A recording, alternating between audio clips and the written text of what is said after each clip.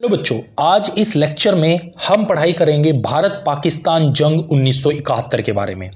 इस लड़ाई में भारत ने दुनिया का नक्शा बदलकर एक नए देश बांग्लादेश को जन्म दिया था तथा 93,000 पाकिस्तानी सैनिकों को सरेंडर कराकर पाकिस्तान को घुटने टेकने पर मजबूर कर दिया था। तो आइए जानते हैं इस युद्ध के कारण तथा इसकी पूरी कहानी। धर्म के आधार पर भारत से अलग हुए पश्चिमी पाकिस्तान ने पूर्वी पाकिस्तान पर बेतहाशा जुल्म ढाए, नरसंहार किए, बलात्कार और मानवाधिकारों का उल्लंघन कर पाकिस्तान ने सारी हदें पार कर रखी थी तथा 24 सालों से इसी दमन व अत्याचार से पूर्वी पाकिस्तान के लोग बहुत दुखी हो चुके थे। 1948 में ही उर्दू को पाकिस्तान की राष्ट्रीय भाषा का दर्जा दे दिया गया था तथा पूर्व व पश्चिमी पाकिस्तान में इसे लागू भी कर दिया था, परंतु पूर्वी पाकिस्तान जो बंगला भाषी लोग थे उनमें इसे लेकर गुस्सा भड़क उठा तथा इसी क्रम में ढाका में छात्रों के एक बड़े समूह ने बंगला को बराबरी का दर्जा दिए जाने की मांग करते हुए विरोध प्रदर्शन किया। पुलिस द्वारा निहत्थे छात्रों पर गोलियां चला दी गई, जिसमें कई छात्र मारे गए तथा बहुत से छात्र घायल हो गए।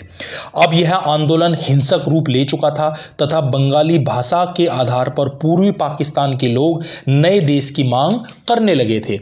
ऐसे में शेख मुजीबुर रहमान पूर्वी पाकिस्तान के लोगों की आवाज बनकर सामने आए तथा उन्होंने 2 दिसंबर 1969 को ऐलान किया कि पूर्वी पाकिस्तान अब बांग्लादेश कहलाएगा। इसी बीच 1970 में पाकिस्तान के अंतर्गत आम चुनाव हुए।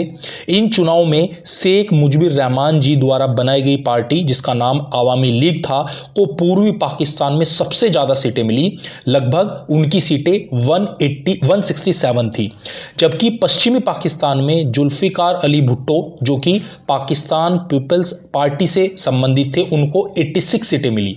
चुनावी नतीजों से शेख मुजीबुर रहमान की पार्टी की सरकार बनती दिख रही थी, इसलिए भुट्टो ने चुनाव परिणाम मानने से इनकार कर दिया।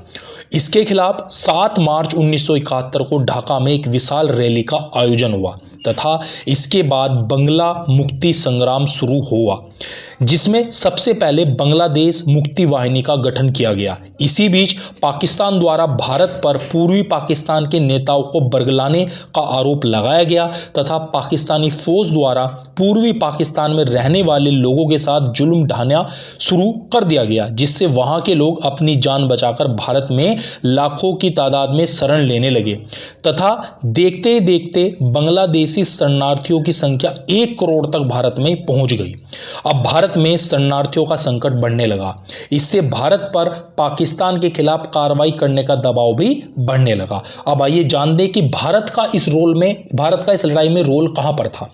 इसे देखते हुए मार्च 1971 में इंदिरा गांधी जी ने भारतीय संसद में पूर्वी बंगाल के लोगों की मदद की बात कही तथा जुलाई 1971 में भारतीय संसद में सार्वजनिक रूप से पूर्वी बंगाल के लड़ाकों की मदद करने की घोषणा हो गई, जिसमें भारतीय सेना ने मुक्ति वाहिनी के सैनिकों की मदद और प्रशिक्षण देना उनको शुरू कर दिया।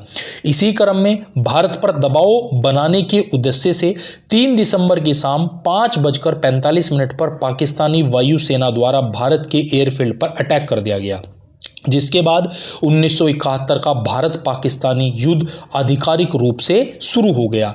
पाकिस्तान, चीन, अमेरिका और सभी इस्लामिक देश बांग्लादेश के गठन के खिलाफ थे, लेकिन भारत ने पूर्वी पाकिस्तान के नेताओं और लोगों को का पूरा सहयोग दिया ताकि वो पाकिस्तान के पंजे से छुटकारा पा सके।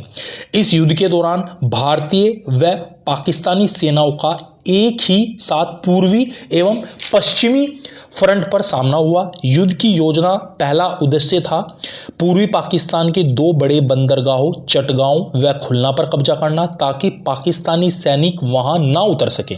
दूसरा लक्ष्य था उन जगहों पर कब्जा करना जहां से पाकिस्तानी बल एक जगह से दूसरी जगह पर ना जा सके। और तीसरा उद्देश्य था पूर्वी पाकिस्तान को छोटे छोटे हिस्सों में बांट देना, ताकि भारतीय सैनिक एक एक कर उन्हें अपने नियंत्रण में ले सकें। तो आइए जानते हैं अब इस युद्ध के परिणाम। 13 दिन तक चले इस युद्ध में भारतीय सेना के बहादुरी और शौर्य के सामने पाकिस्तान ने घुटने टेक दिए तथा 16 दिसंबर 1971 को शाम 4:35 पर पाकिस्तान के लेफ्टिनेंट जनरल नियाजी ने 93,000 सैनिकों के साथ भारतीय सेना के सामने आत्मसमर्पण कर दिया तथा भारतीय लेफ्टिनेंट जनरल जगजीत सिंह अरोड़ा साहब के सामने दस्तावेज पर हस्ताक्षर भी किए।